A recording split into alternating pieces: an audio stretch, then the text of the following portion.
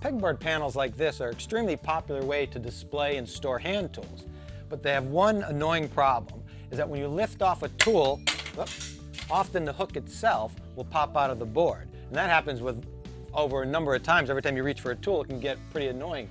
So you can buy at the hardware store, they make straps and special devices to hold the hook in place, but I've found this works just as well and it's a lot cheaper. Simply get a 1-inch drywall screw and drive it into the hole right beside the hook. You want to use a 1-inch screw because you don't want to hit the wall behind it. And you just drive the screw in until the head of it is tight against the hook.